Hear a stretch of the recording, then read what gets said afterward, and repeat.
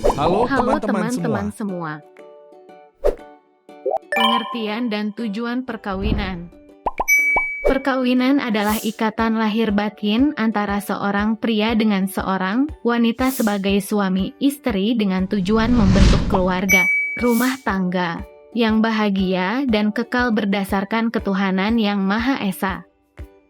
Berdasarkan Undang-Undang Nomor 1 Tahun 1974 Pasal 2 Ayat 1, perkawinan adalah sah apabila dilakukan menurut hukum masing-masing agamanya dan kepercayaannya itu. Serta Pasal 2 Ayat 2 menyatakan tiap-tiap perkawinan dicatat menurut peraturan perundang-undangan yang berlaku sehingga setiap perkawinan harus tercatat di kantor urusan agama KUA. Pada Undang-Undang Nomor 1 Tahun 1974 terdapat bab tersendiri yang mengatur mengenai hak dan kewajiban suami dan istri. Salah satu hak dan kewajiban suami istri adalah suami istri wajib saling cinta mencintai, hormat menghormati, setia, dan memberikan bantuan lahir batin yang satu pada yang lain. Kesiapan berkeluarga merupakan kesediaan individu untuk mempersiapkan diri membentuk suatu ikatan lahir batin antara seorang pria dan wanita sebagai suami istri dengan tujuan membentuk keluarga dan rumah tangga yang kekal dan diakui secara agama, hukum dan masyarakat. Ketika seseorang memiliki maksud untuk menikah namun tidak mempersiapkan diri dengan baik, maka ia telah bersiap untuk gagal dalam pernikahannya. Beberapa bentuk kesiapan menikah yang patut diperhatikan oleh remaja maupun dewasa awal dalam mempersiapkan pernikahan. Hal tersebut juga dikenal sebagai 10 dimensi kesiapan berkeluarga yang terdiri dari 1. Kesiapan usia 2. Kesiapan finansial 3. Kesiapan fisik 4. Kesiapan mental 5. Kesiapan emosi 6. Kesiapan sosial 7. Kesiapan moral 8. Kesiapan interpersonal 9. Keterampilan hidup 10. Kesiapan intelektual.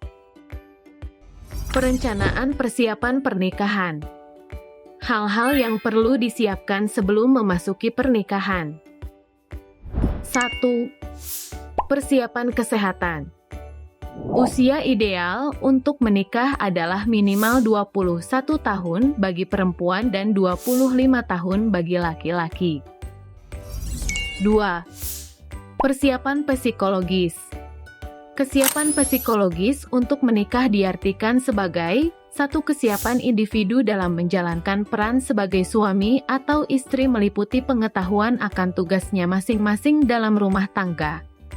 2. Kemampuan berkomunikasi dan bernegosiasi. 3. Mampu melakukan manajemen konflik yang sehat. 3. Persiapan keuangan. Penyebab perceraian tertinggi adalah masalah keuangan. Keluarga perlu memiliki penghasilan secara mandiri dan mengatur penghasilan sedemikian rupa sehingga dapat memenuhi kebutuhan keluarga. 4. Pre-haid. Di saat yang bersamaan, sel telur sudah mulai matang dan kemudian dilepaskan ke dalam rahim melalui saluran bernama tuba falopi. 5. Pembuahan.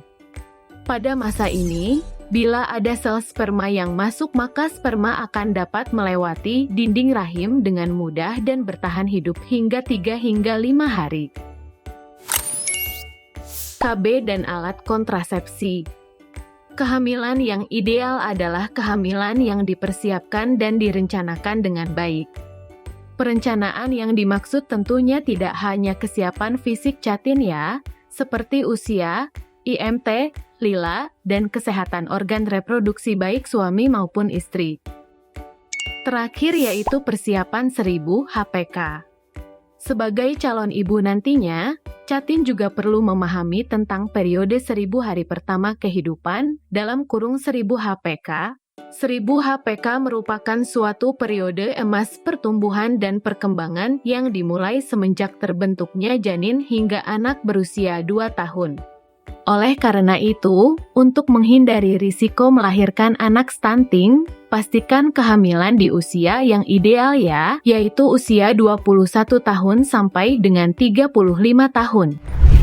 Demikian video persiapan yang harus diketahui sebelum menikah yang terdiri dari 10 dimensi kesiapan berkeluarga yang harus dipersiapkan oleh calon pengantin. Persiapan pernikahan, persiapan kehamilan, serta persiapan 1000 HPK juga menjadi bagian yang tak kalah penting bagi para calon pengantin untuk memahaminya sebelum melangsungkan pernikahan. Semoga video ini dapat memberikan gambaran yang utuh kepada peserta pelatihan mengenai pentingnya masa pranikah dalam mempersiapkan keluarga yang akan dibangun. Terima kasih, sampai jumpa di video berikutnya. Halo semangat pagi, kali ini kita akan bercerita tentang stimulasi tumbuh kembang anak, ada apa saja di dalamnya? Ini dia. Perkembangan anak yang terdapat pada KKA Kartu Kembang Anak meliputi 7 aspek perkembangan, yaitu gerakan kasar adalah gerakan yang menggunakan otot kasar, otot besar, dan menggunakan tenaga seperti berjalan. Gerakan halus adalah gerakan yang menggunakan otot halus, otot kecil. Melibatkan bagian tubuh tertentu. Tidak membutuhkan tenaga yang besar namun membutuhkan kecermatan dan konsentrasi. Seperti memegang sendok, membuka atau mengancingkan baju, menulis atau menggambar. Komunikasi aktif adalah kemampuan untuk mengungkapkan perasaan, keinginan, dan pikiran melalui tangisan, gerakan tubuh, ataupun berkata-kata, seperti mengatakan lapar dan menjawab pertanyaan. Komunikasi pasif adalah kemampuan untuk mengerti isyarat dan pembicaraan orang lain, seperti menunjukkan ekspresi wajah tersenyum, melirik atau menengok ke arah sumber suara. Contoh komunikasi pasif. Ayah dan ibu mengucapkan kalimat sayang di telinga anak, ayah dan ibu mengenalkan gambar-gambar buah atau gambar hewan di sekitar. Kecerdasan adalah kemampuan untuk belajar, berpikir ataupun memahami suatu sehingga dapat menyelesaikan masalah dan menciptakan suatu karya. Contoh kecerdasan. Ayah dan ibu mengajari anak bertepuk tangan, ayah dan ibu mengajari anak mengucapkan salam, ayah dan ibu mengajari menggambar benda sederhana seperti gambar matahari, pohon dengan pensil dan kertas. Kesimpulan dan pesan untuk perkembangan anak yaitu, keluarga harus selalu memperhatikan anak dan memenuhi kebutuhan anak untuk tumbuh kembangnya. Lakukan stimulasi untuk melatih dan meningkatkan kemampuan perkembangan anak. Lakukan rujukan apabila anak mengalami kesulitan dalam melaksanakan tugas perkembangan pada usia tertentu. Semoga video ini dapat memberikan gambaran yang utuh kepada peserta mengenai stimulasi tumbuh kembang anak. Terima kasih.